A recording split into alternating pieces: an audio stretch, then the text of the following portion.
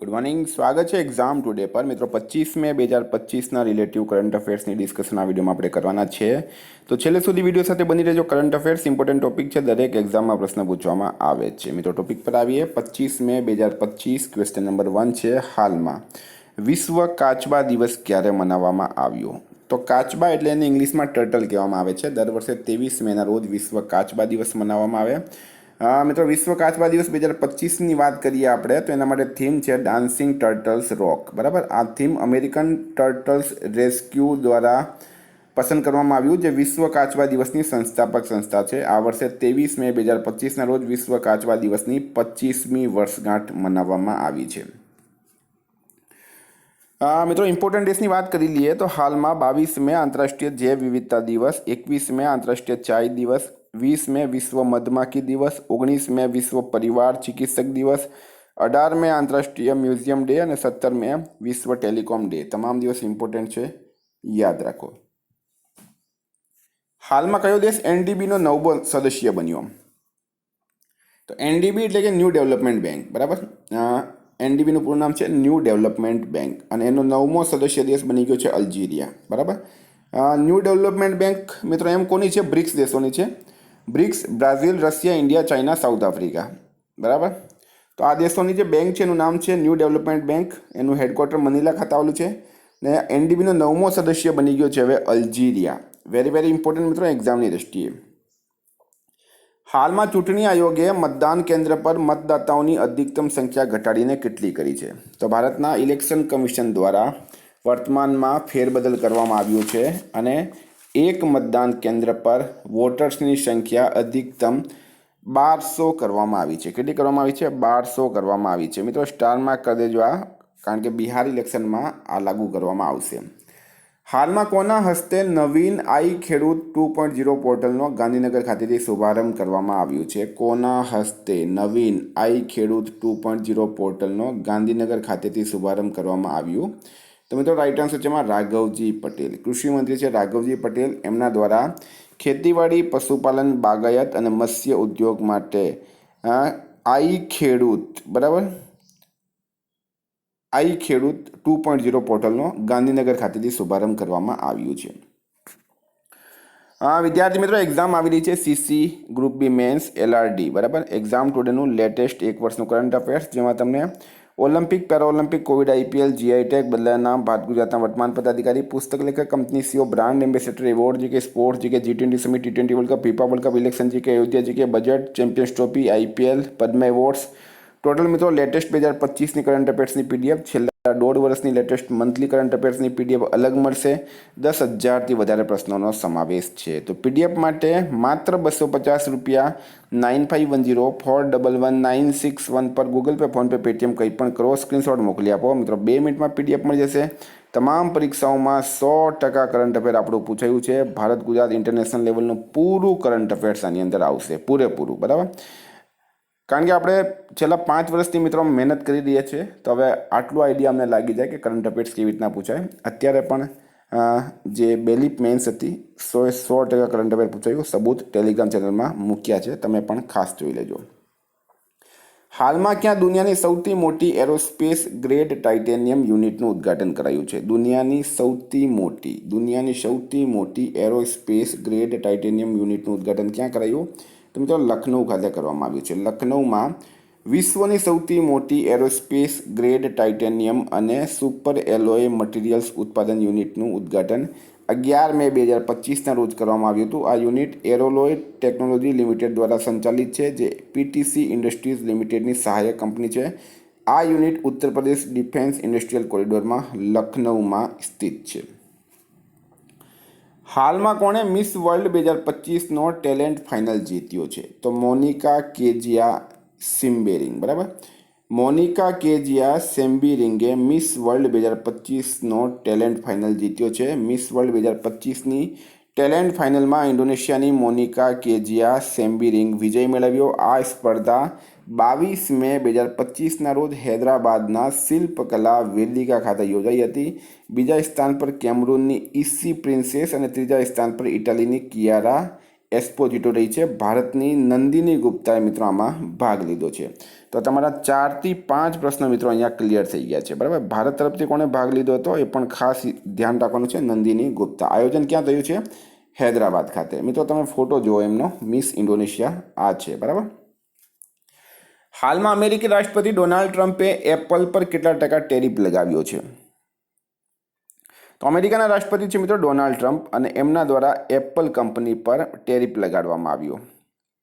હવે ડોનાલ્ડ ટ્રમ્પે મિત્રો એપલને પણ નહીં છોડી. વિચાર કરો તમે, એપલ એ અમેરિકાની કંપની છે અને એને એપલને પણ નહીં છોડી.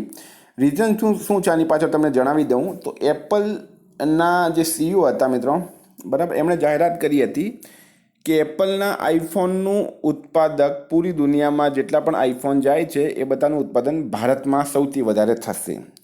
અમેરિકાના રાષ્ટ્રપતિ ડોનાલ્ડ ટ્રમ્પે ભારતમાં આઈફોન બનાવવાના લઈને એપલ પર એક વખત ફરી ધમકી આપી છે. શુક્રવારે ટ્રમ્પે કહ્યું કે અમેરિકામાં વેચવાવાળા આઈફોન નિર્માણ ભારત કે અન્ય કોઈપણ દેશમાં થવું જોઈએ નહીં, અમેરિકામાં જ થવું જોઈએ. અને એ જ કારણ છે કે એમણે 25% ટેરિફ પણ લગાવી દીધો છે.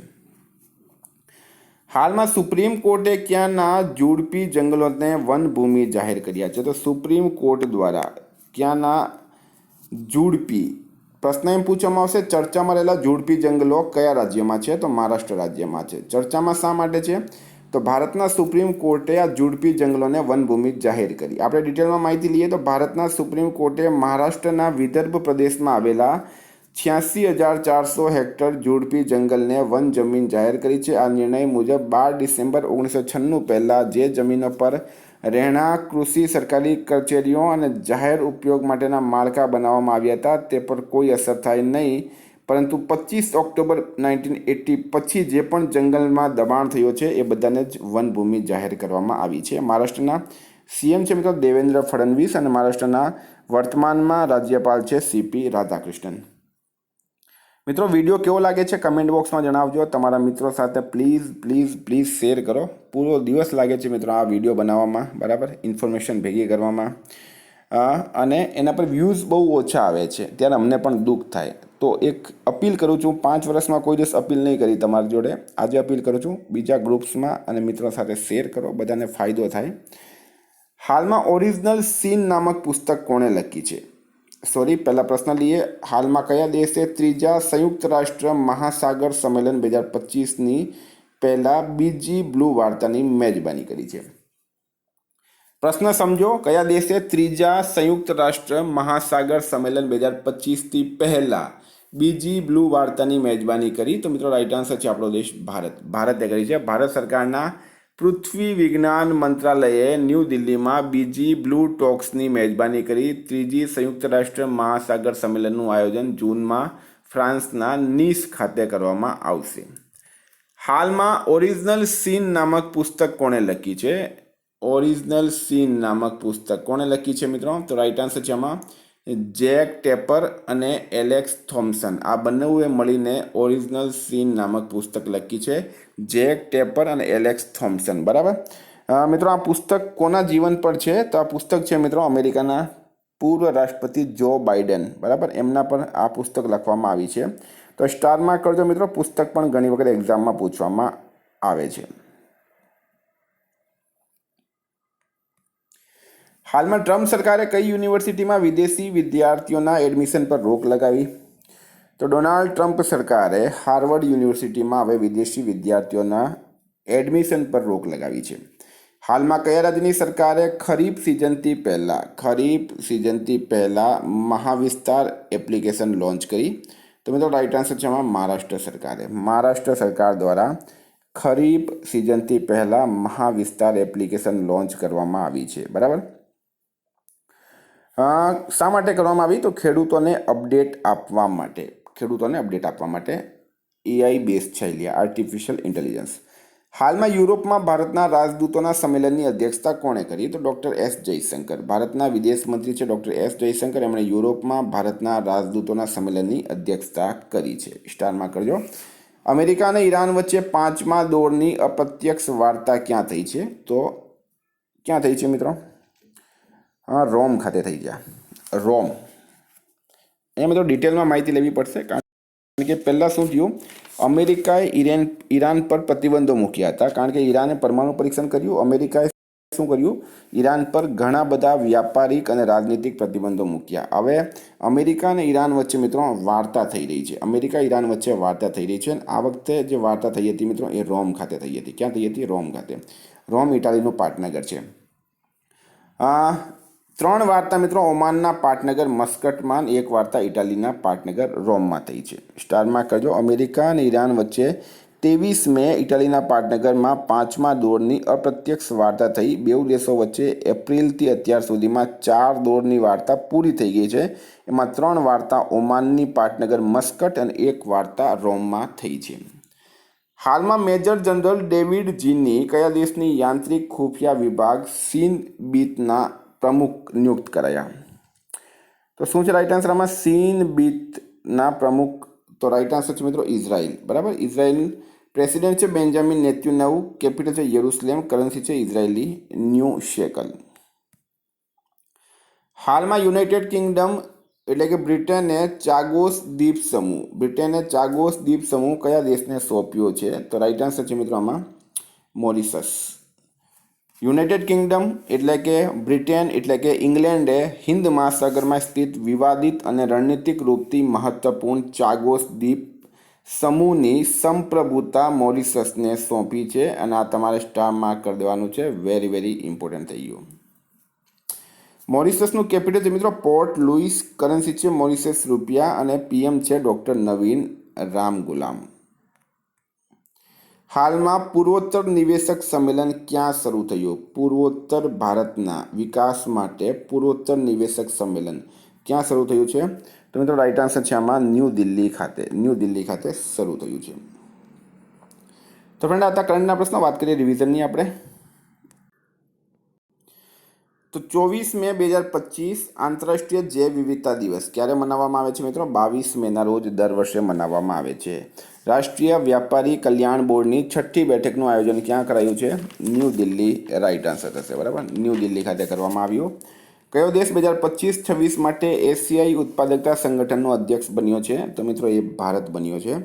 ભારતીય નિશાનેબાજ કનક ISSF જુનિયર વિશ્વકપ 2025માં કયો મેડલ જીત્યો? તો એમણે ગોલ્ડ મેડલ જીત્યો. ક્યાં ધ્રુવીય ભવન અને સાગર ભવન કેન્દ્રોનું ઉદ્ઘાટન કરાયું? તો મિત્રો એ કરવામાં આવ્યું છે ગોવા ખાતે. ગોવામાં રાઈટ આન્સર થશે. 2025-26ના કાર્યકાળ માટે કોની ચોથી વખત સુપ્રીમ કોર્ટ બાર એસોસિએશનના અધ્યક્ષ તરીકે પસંદગી થઈ? વિકાસ સિંઘ રાઈટ આન્સર છે. હાલમાં આવેલ રિપોર્ટ મુજબ 2025માં સૌથી વધુ તેલ અને ગેસ ભંડારવાળો દેશ કયો બન્યો છે? તો એ વેનેઝુએલા બન્યો. કયો? વેનેઝુએલા રાઈટ આન્સર છે. હાલમાં ક્યાં એશિયાઈ સિંહની વસ્તી 5 વર્ષમાં 674થી વધીને 891 થઈ છે? તો મિત્રો રાઈટ આન્સર છે આમાં ગુજરાતમાં. બરાબર. ગુજરાત રાઈટ આન્સર છે. કોણે વિદ્યાર્થીનીઓની સુરક્ષા માટે કેમ્પસ કોલિંગ કાર્યક્રમ શરૂ કર્યું? તો એ રાષ્ટ્રીય મહિલા આયોગ દ્વારા કરવામાં આવ્યું છે. 24મી હિન્દ મહાસાગર રીમ એસોસિએશનની મંત્રી પરિષદની બેઠક ક્યાં આયોજિત કરાઈ? એ શ્રીલંકામાં કરાઈ છે. અહીંયા મિત્રો શ્રીલંકા કરજો. 11માં શ્રીલંકામાં. વિષય હતું ભવિષ્યની પેઢી માટે ટકાઉ ભારતીય મહાસાગર.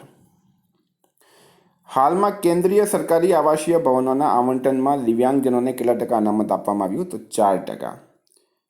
કયા રાજ્યની સરકારે એપ આધારિત કેબ સેવાઓ માટે એગ્રીગેટર નીતિ શરૂ કરી છે?